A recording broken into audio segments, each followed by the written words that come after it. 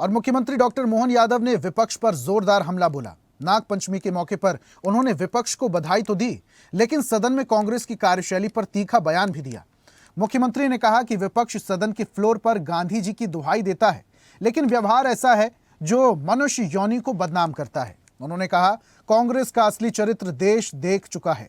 Doctor Yadav ने कांग्रेस पर अलग अलग समाजों को भड़काने का आरोप लगाया और कहा कि कांग्रेस ने लंबे समय तक देश में सरकार चलाई, लेकिन कभी जातिगत जनगणना नहीं कराई। उन्होंने प्रधानमंत्री मोदी का जिक्र करते हुए कहा कि जातिगत जनगणना कराना हमारी सरकार ने कर दिखाया।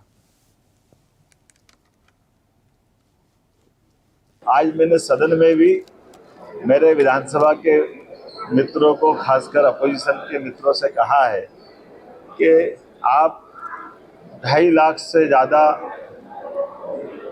वोटरों के बीच में से चुन के आते हैं, तो चुन के आने के लिए अपनी मर्यादा के आधार पर आपको पूरा अधिकार है। आप फ्लोर पे बोले, सदन में बोले, महात्मा गांधी जी के सामने अपना शांतिवादी जो आपको बात रखना वो सब रखे, लेकिन अब आपको तो फर्क पड़ता नहीं है।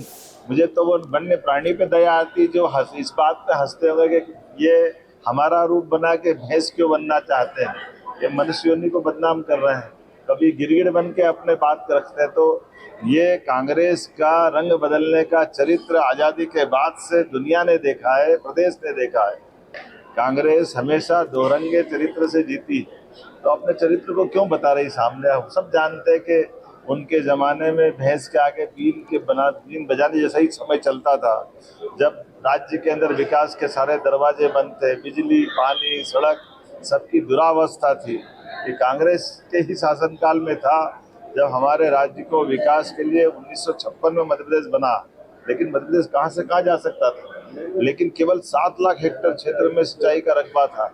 ये कांग्रेस का और भाजपा का चरित्र बताता कि 55 साल में 7 लाख हेक्टेयर और हमारे 20 साल में 55 लाख हेक्टेयर प्रति व्यक्ति आए। कांग्रेस के शासनकाल में 11,000 रुपये प्रति व्यक्ति, आज हमारी शासनकाल में 1,52,000 रुपये प्रति व्यक्ति।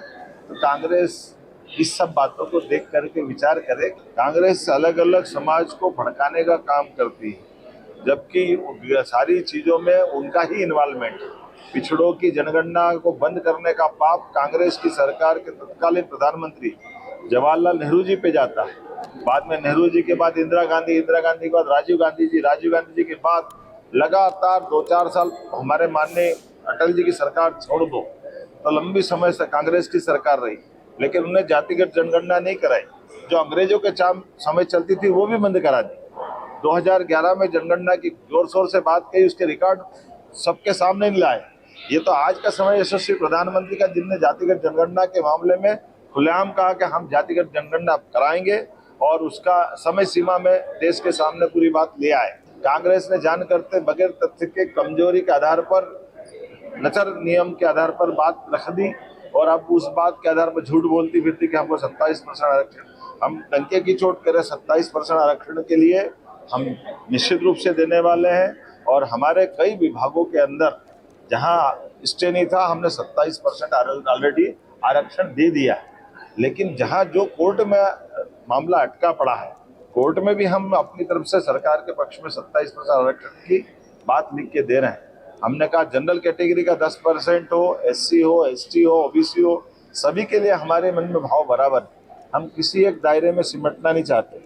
सरकार सभी वर्गों के कल्याण के लिए है और इसलिए जो 13% अभी OBC आरक्षण जो कोर्ट में भी लंबित है, हम जल्दी से जल्दी कोशिश करेंगे कि वो 13% आरक्षण जिनको मिला है, ऐसे अभ्यर्थियों को भी उनकी अपने हक के आधार पर उनको नौकरियां मिले, उनकी अपनी योग्यता से उनका चयन हो। और ऐसी ही ताजा खबरों के लिए लाइक, फॉलो और यूट्यूब पर सब्सक्राइब कर बेल आइकन जरूर दबाइए और हर अपडेट के लिए विजिट कीजिए स्वदेशलाइव.com।